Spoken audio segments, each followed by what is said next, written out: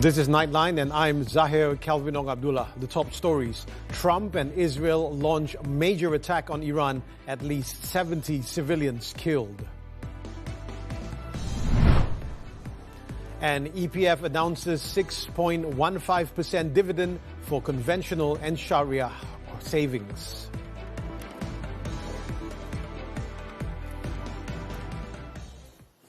The US and Israel launched a major attack on Iran on Saturday, killing more than 70 civilians. Some of the first strikes on Iran appeared to hit areas around the offices of Supreme Leader Ayatollah Ali Khamenei. However, reports suggest that Khamenei is still alive. The head of Hormozgan Medical Services said at least 70 people, including 60 elementary girls' school students, have been killed and more than 90 wounded in attacks on Minab and Jask. Iran's Red Crescent Society stated that more than 20 of Iran's 31 provinces were affected by the US and Israeli strikes on Saturday. The attacks were reportedly launched first by the United States and later joined by Israel. Both countries have explicitly stated that their objective is to target Iranian political and military leadership, as well as to dismantle Iran's ballistic missile and nuclear programs. Earlier on Saturday, US President Donald Trump said the Western superpower will prevent Iran from threatening America and will ensure that the Islamic Republic can no longer destabilize the region or the world. We are going to destroy their missiles and raise their missile industry to the ground. It will be totally, again, obliterated. We're going to annihilate their navy. We're going to ensure that the region's terrorist proxies can no longer destabilize the region or the world and attack our forces. Washington currently has more than a dozen warships in the Middle East, including the USS Abraham Lincoln in the Arabian Sea and the USS Gerald R. Ford, currently deployed in the Mediterranean Sea, along with several more destroyers. Meanwhile, Tehran has vowed to respond decisively and has launched retaliatory strikes against U.S. military bases across the region, as well as against Israel itself. The Iranian military claimed that its missiles and drones targeted the headquarters of the U.S. Navy's Fifth Fleet in Bahrain, along with American bases in Qatar and the United Arab Emirates. It also launched strikes on military and security centers inside Israel. In the UAE, one civilian was reported killed in an Iranian strike, while 4 fatalities were reported in Syria.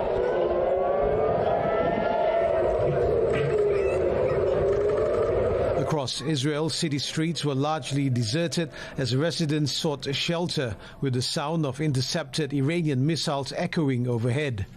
Amid the rising tensions, many Middle Eastern countries closed their airspace to civilian traffic, with multiple airlines suspending or cancelling flights. Meanwhile, Dr. Sri Anwar Ibrahim has called for an immediate and unconditional halt to attacks on Iran. The Prime Minister stressed that the escalating conflict threatens to push the Middle East to the edge of catastrophe.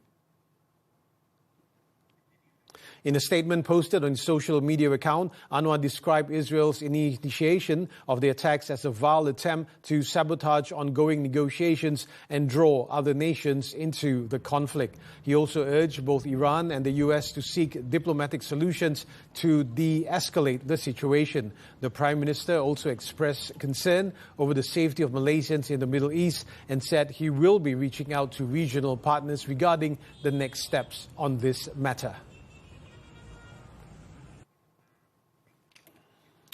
The coordinated strikes on Iran were also condemned by Foreign Minister Dr. Sri Muhammad Hassan, who said such actions should not be carried out against a sovereign nation. According to Muhammad, the ministry is continuously monitoring the latest developments in the conflict-affected area through information shared by embassy representatives and relevant authorities. Saya akan bawa ke kabinet ataupun saya akan bincang dengan Amat Berhormat Menteri, tapi kita lihat dulu perkembangannya kerana situasi ini amat rumit kan, kita tidak boleh terus orang kata masuk campur. He is also optimistic that the United Nations Security Council, UNSC, will hold an emergency meeting to discuss the issue. So far, 13 Malaysians remain in Iran and have chosen not to return home. Their safety is being monitored by the Malaysian embassy in Tehran. Muhammad also stated that Malaysians currently in Qatar are reported safe following the interception of several Iranian missiles by Qatar's air defense system. Following the joint US-Israel airstrikes on Iran, Malaysia Airlines has cancelled flights between Kuala Lumpur and several destinations in the Middle East. The cancelled flights affected routes to and from Doha, Jeddah and Medina, scheduled for February 28 and March 1st. MAS said the move was taken as a precaution following the closure of airspace in parts of the region. The national carrier added that affected passengers are being notified and assisted with alternative travel arrangements. Earlier, 2 MAS flights were forced to turn back or divert. Flight MH160 from Kuala Lumpur to Doha returned to KLIA, while MH156 bound for Jeddah was diverted to Chennai, India. The airline also emphasized the safety of its passengers and crew remains its top priority. And to help us better understand the escalating situation, we are joined by geostrategist Azmi Hassan. Azmi, what do you think is the United States' objective in carrying out these bombings on Iran despite having previously been engaged in talks with Tehran?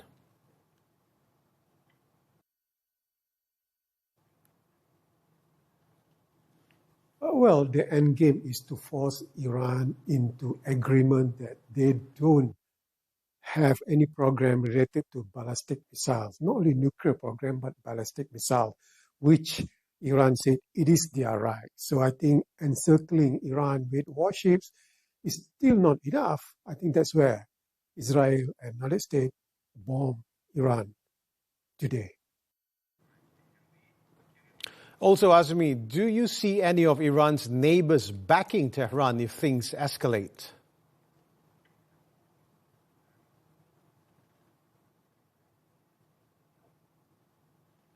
Yes, I think Iran will get the support from majority of the world, seeing it is Israel and United States that started the war, not Iran.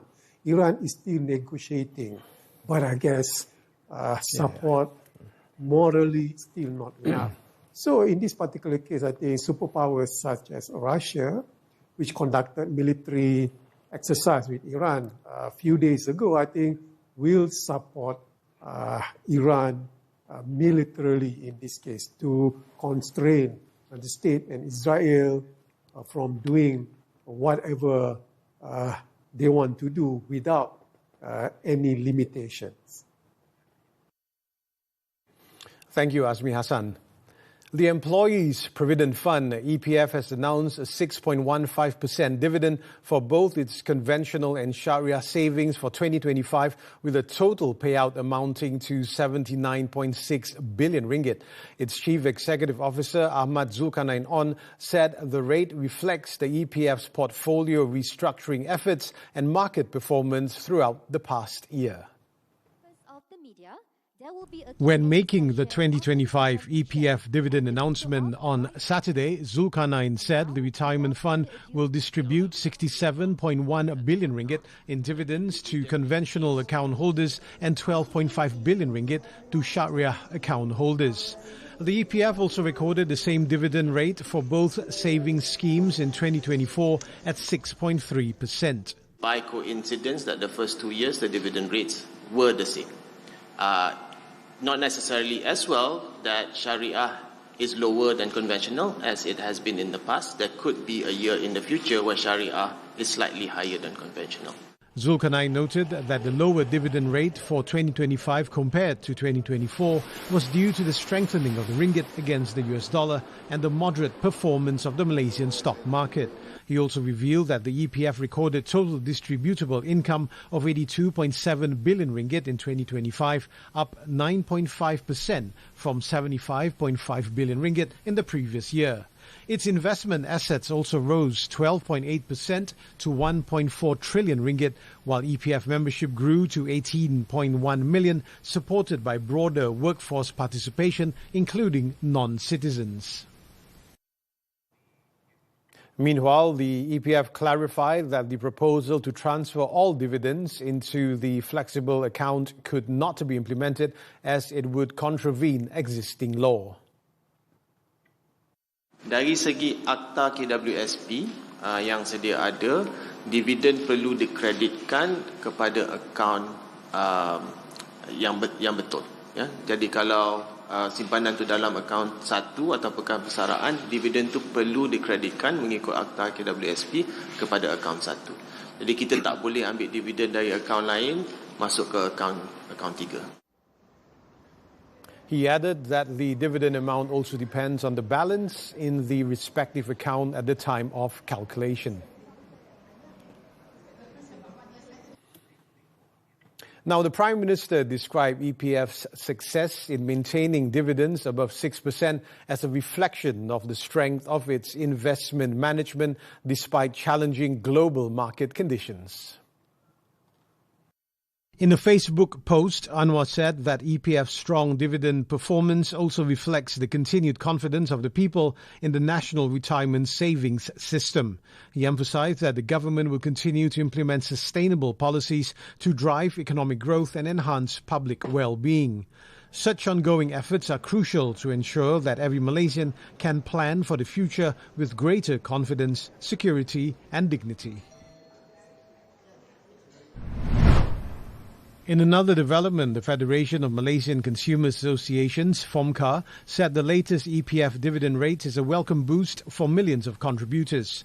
Its Vice President, Dato' Indrani Turai Singham, said the strong performance reflects prudent fund management and sound investment strategies by the retirement fund. We wish to emphasize that a good dividend rate should not be used as a justification for unnecessary withdrawals. Past experience really has shown us that large-scale early withdrawals can significantly undermine individuals' financial security in their retirement years. She added that contributors should safeguard their retirement savings and only make withdrawals in genuine emergencies, while emphasizing the need for stronger financial education on retirement planning, debt management and long-term financial security. Now, analysts say the 6.15% EPF dividend remains competitive compared with many other savings options available to Malaysians. Economist Liu Chi-yung noted that returns are significantly higher than most fixed deposits, making EPF an attractive option for long-term retirement savings. And if you compare it with fixed deposits, which are offering about 2 to 3% per year, the 6.15% EPF dividend is clearly very attractive, particularly for long-term and risk-averse savers. From a risk-adjusted and after-tax perspective, EPF continue to stand out as one of the strongest stable return instruments for retirement savings. Another economist, Paul Anthony Mariadas, said that the focus should remain on sustainable and consistent returns that can project contributors' retirement savings over the long term, not just a single strong performance. When markets recover and valuations improve, a diversified institutional investor like EPF benefits from that upswing. Okay, particularly in sectors such as banking and technology. So that said, dividends will always fluctuate with market cycles. A stronger year. The Prime Minister has urged students to broaden their knowledge and adapt to the demands of a rapidly evolving world. Dato' Sri Anwar Ibrahim highlighted that today's youth face heightened expectations in a fast-paced environment shaped by technology and digital transformation. Zaman anak-anak ini adalah zaman yang menuntut kecekalan perubahan yang sangat besar, luar daripada jangkaan. Sama ada dikaitkan khusus tentang digital transformation atau IT, ataupun teknologi baru. Umumnya zaman ini hanya zaman yang sangat mencabar. Tentunya tiap zaman. Anwar was speaking at a breaking of fast event with the Higher Education Ministry and the Education Ministry at Sri Padana in Putrajaya on Saturday. He also emphasized that universities should not only focus on academic achievement, but also on building integrity, character, and social awareness.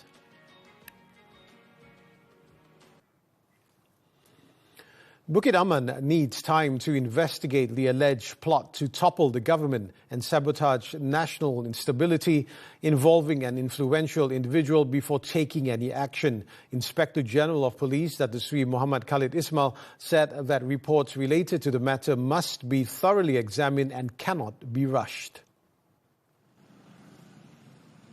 Khalid explained that this approach ensures every aspect of the alleged plot is examined thoroughly. The top cop pointed out that the case is currently under police action and all parties are urged to remain patient. He also said that the investigation will be conducted professionally based on facts and obtained evidence. On Friday, Bukit Aman confirmed that an investigation has been opened involving a prominent figure and an international media agency following allegations of attempts to overthrow the government and sabotage national stability. The probe, under Section 124B of the Penal Code for committing activities detrimental to parliamentary democracy, is being handled by Bukit Aman's Classified Criminal Investigation Unit, or D5. 3 teenagers killed in 3 motorcycle collisions. This and more after this breather.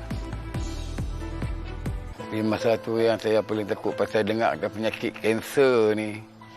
Dia kera-kera penyakit yang orang kata apa, pembunuh lemak satu lah kata. Masa tu dah dengar-dengar dia dah. Mereka kata dia ni dah mengidap kanser ni. Rasa macam sedih lah kata masa tu. Dia tak sangka yang benda yang saya kena ni kanser. Yeah. Dia pun sama tu dia anggap benda ni biasa je lah. Macam mungkin penyakit ni mungkin akan lega. Dia kata kat saya sabarlah dulu. Macam tu. Sedihlah kita kan. Betul-betul sedih kakak kan. Ada adik seorang je. Saya kata kat dia, tak apa adik. Kuatkan semangat. Mama abah ada. Angah pun ada, Alung pun ada. So, jangan give up, jangan putus asa. Semua orang ada ujian. Orang nak uji kita macam ni, tak apa. Ada hikmah yang lebih elok. Kita dapat kawan-kawan elok. So, yang melawatkan kita, bagi bantu kat kita. Bertemu sekali lagi pastinya dalam Sembang Sahur. Sembang Sahur, Sembang Sahur. Sembang Sahur kembali bersama dengan anda. Kita waras sikit.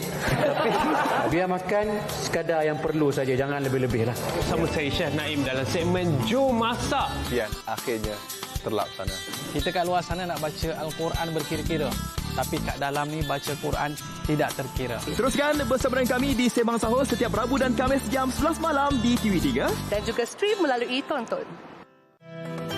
Cahaya Ramadan, kisah wanita, gaya dan inspirasi hanya di Nona. Dekat Jabatan Kecemasan dan Trauma kita tak ada perbezaan antara bulan biasa ataupun bulan Ramadan. Itu bukan penghalang untuk kita tidak meneruskan perawatan kesihatan kepada pesakit.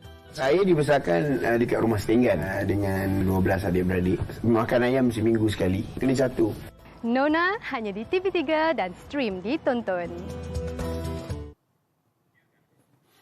Welcome back. The notice to trace individuals issued by the Malaysian Anti-Corruption Commission, MACC, against the 4 children of the late Tun Daim Zainuddin does not constitute a punishment or a wanted list. The action was taken after no response was received, despite an extension being granted, as well as non-compliance with 2 official notices served regarding asset declarations. MACC revealed on Friday that it was tracing down these individuals to assist with investigations. The 4 are Asnida Abdul Daim, Mat Wira Dani Abdul Daim, Muhammad Amir Zainuddin Daim and Muhammad Amin Zainuddin Daim. In a statement on Saturday, the Commission clarified that the notice was not intended to embarrass anyone. Rather, it is a procedural mechanism to trace and ensure the presence of individuals to assist with investigations. The statement also said that Daim's children are urged to present themselves at the MACC's headquarters in Putrajaya immediately to avoid any further legal action. Meanwhile, the Immigration Department has confirmed that 3 children of the late Tun Daim who are being sought by the MACC are currently abroad. Its Director General, Dato' Zakaria Sha'ban, said that the individuals were detected leaving Malaysia in late January and early February.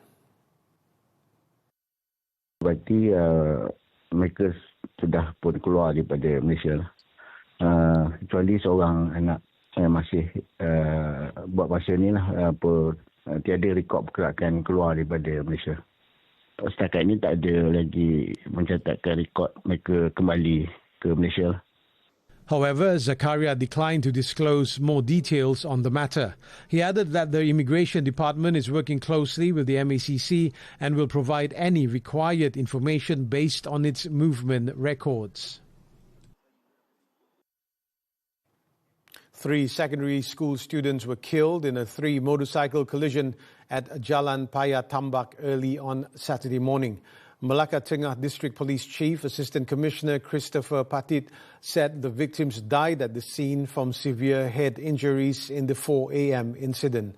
They were identified as 16-year-old Muhammad Azmi Abdul Rahimah, his pillion rider Noor Khairiyah Mazlin, also 16, and 15-year-old Muhammad Adif Farihin Muhammad Anwar. An 18-year-old youth was also seriously injured and is receiving treatment at Melaka Hospital. Police said none of the 4 had valid driving licenses. Initial investigations found the motorcycles collided head-on while traveling from opposite directions. The 3 victims have since been laid to rest at their respective hometowns in Melaka.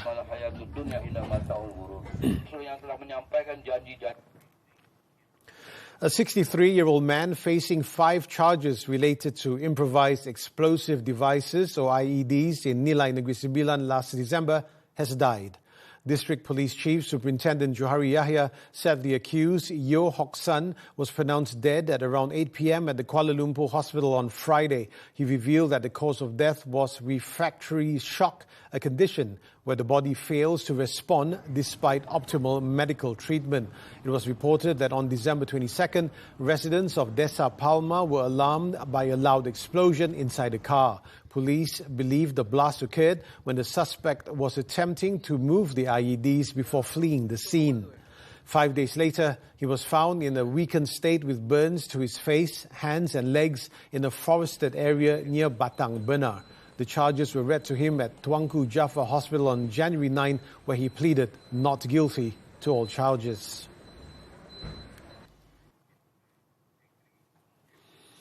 An illegal plastic waste processing facility operating for more than 6 years in Sungai Perak was uncovered in a joint enforcement operation on Wednesday.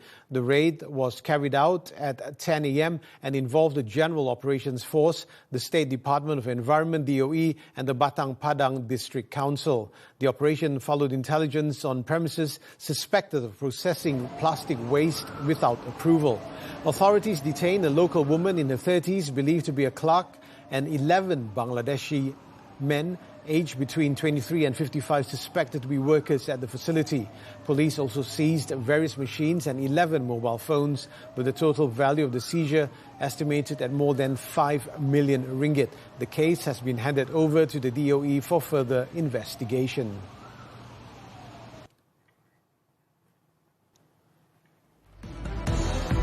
Military plane carrying banknotes crash. The details when Nightline returns. Baca doa dulu. Allahu Akbar, lupa. Bismillahirrahmanirrahim. Allahumma aftah li abwaba rahmatika. Ya Allah, bukakanlah pintu-pintu rahmatmu untuk kami. Amin ya rabbal alamin. Lagi satu jangan lupa, kita kena niat iktikaf dulu. Okey. Bismillahirrahmanirrahim. Nawaitu li'iktikaf fil hazal masjid lillahi ta'ala. Sahaja aku beriktikaf dalam masjid ni kerana Allah Ta'ala. Baru boleh masuk. Ini tak lupa. Jom. Sorry lah. Jangan lupa saksikan kami dalam resepi serasi. Jangan. Cukup. Oh, bau dia sungguh enak dan lezat. Nah, ketuk. Ini bukan drama awak Senangnya masak nasi tomato ni. Simple betul masakan dia. Ya. Enak pun enak kata orang. Betul lah, enak juga. Ni, you lupa. Hari Ahad, 3 petang. Di TV3 dan stream melalui Tonton.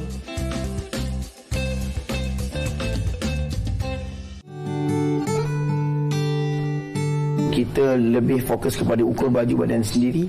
Sepanjang saya dengan Ozlin, sebelum saya kecapi apa yang saya ada, saya banyak minta maaf dengan dia. Okey. Sebab dia hidup dengan saya kena hidup susah.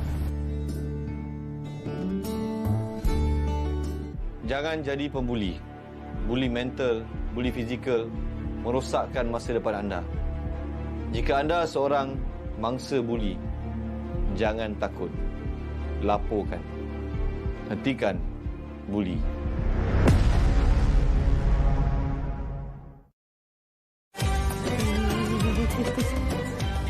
Assalamualaikum Ustaz. Waalaikumsalam warahmatullahi. Nak tumpang tak? Saya nak pergi masjid ni. Betul ke ni? Iya. Untuk Mori nanti saya belanja awak roti John Lele. Wah, hidup lebih berkat kalau selalu tolong orang. Sama-sama Ramadan, sama-sama berkat di TV3.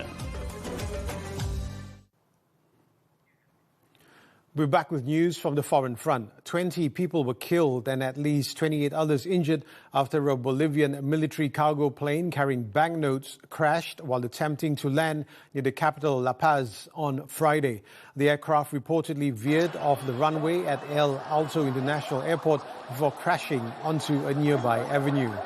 Bolivia's defense ministry said an investigation has been launched to determine the cause of the crash. In the aftermath, bystanders were seen rushing to collect banknotes scattered across the wreckage, prompting police to deploy tear gas to disperse the crowd. In a statement, the ministry said the money transported on board carried no official serial numbers and therefore held no legal or purchasing value. Fuerte gas. The Afghanistan-Pakistan conflict now. Tensions between the two countries spiraled dramatically on Saturday after Afghan forces claimed to have shot down a Pakistani fighter jet over Jalalabad and captured its pilot alive. Reports suggested that the pilot managed to escape the plane crash using a parachute, but was captured alive by the Afghanistani military and police. Officials in Islamabad have not confirmed the downing, with Pakistan's foreign ministry calling the Afghan claim untrue, insisting no Pakistani jet was lost. This escalation follows Pakistani air raids on cities including Kabul and Kandahar, with both sides accusing each other of violating territory. The situation remains highly volatile as regional leaders urge de-escalation to prevent further conflict.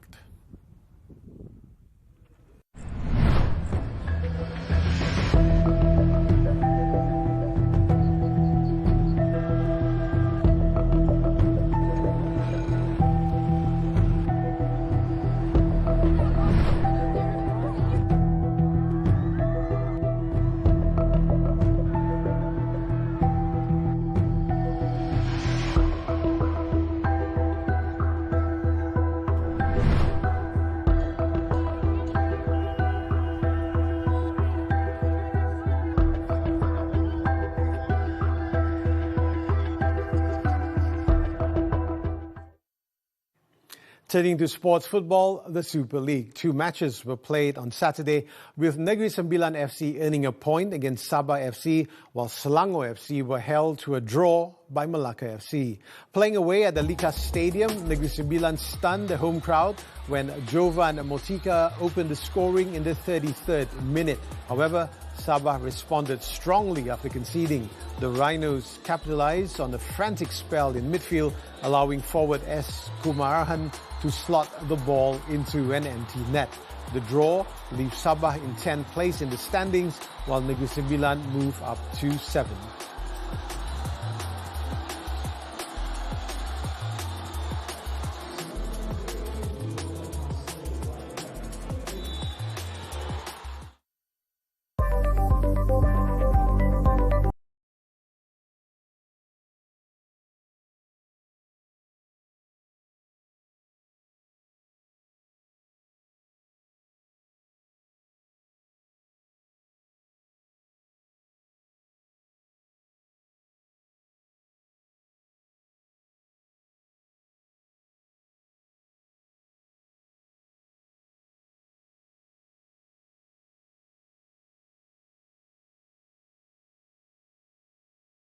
We leave you with the scenes from Bo-Cup in Cape Town, South Africa, where the community gathers to break their fast together during Ramadan.